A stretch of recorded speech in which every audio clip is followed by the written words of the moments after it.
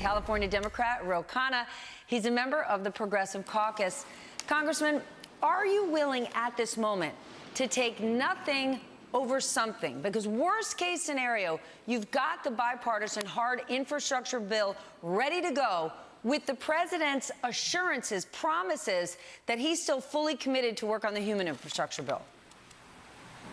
Stephanie, I'm prepared to do exactly what the president wants. And what he said very clearly to the caucus is we want both bills. He offered a compromise framework, $1.75 trillion, less than 2% of GDP, to have universal child care, to have preschool. And most progressives are rallying around that. He said, let's get it done over the next week or so. Let's pass both bills.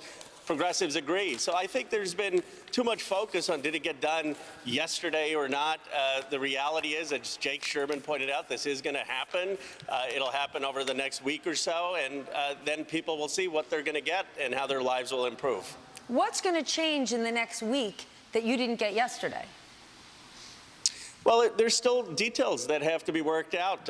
Is there going to be Medicare negotiation? You know, we've been campaigning for 2 decades saying let's bring the cost of prescription drugs down. That's a big issue. Our seniors going to get dental, vision, and hearing. That will be a big deal. And so if we just signed the dotted line and didn't wait for this week, we may leave benefits that would improve the lives of people. We want to get the best we can. And if waiting a week is going to deliver more for the working class, it's worth waiting a week. But I want to be very clear.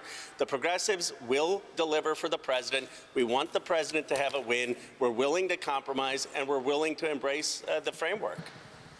Do you need public commitments from Joe Manchin and Kyrsten Sinema?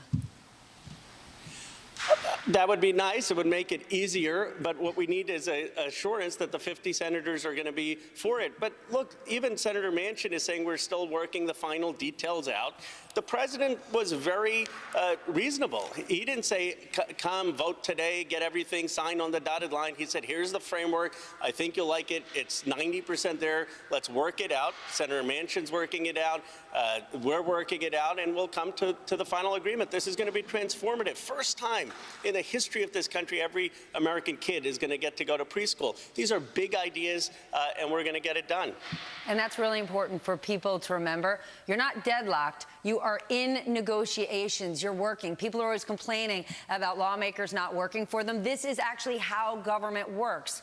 But for you, do you ultimately want fewer Democrats, fewer centrist Democrats like Manchin and Sinema in Congress, people who do hold up your agenda?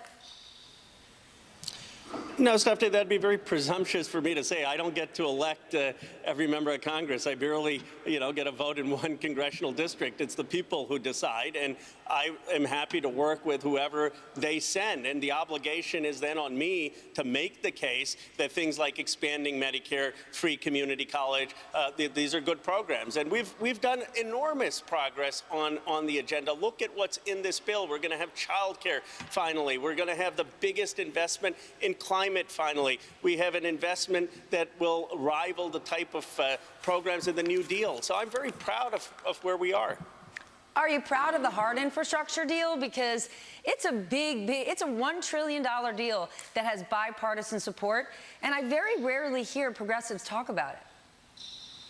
I am proud of parts of it. I think the expansion of the internet to rural America is very, very important. I think the investments in our ports, especially at a time where we have supply chain shortages, is very important. The reason that they're linked is because of climate. There were not sufficient climate provisions in the bipartisan bill. And by the way, the House members, we didn't get to amend it. There were 19 senators who came up with it. Fine.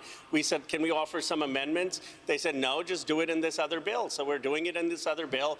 Yesterday, the most telling point, the president held up 2 fingers. He said, I want both bills on my desk. And we're doing actually exactly what the president wants. He's actually been the most reasonable. The hours of patience that the president has had, I was saying, okay, he met with the Pope for 90 minutes. That's understandable. He's had to meet with lawmakers for hours on end, 2 hours in the Oval Office. I mean, he has an enormous amount of patience. He's handled this very well.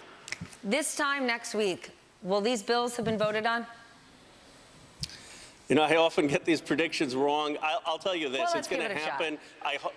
Well, I think yes. I think yes, but within 7 to 10 days. We're very close. We're closer than we've ever been. What the big news of yesterday should be that progressives are accepting the framework.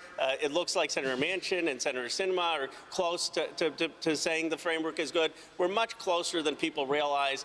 And all that matters is that we get this done. The midterms are a year away. I mean, if this was 3 weeks or something before, 3 months before the midterms, you could say, oh, are they in disarray? We're going to get this done this year and hopefully in the next week or two.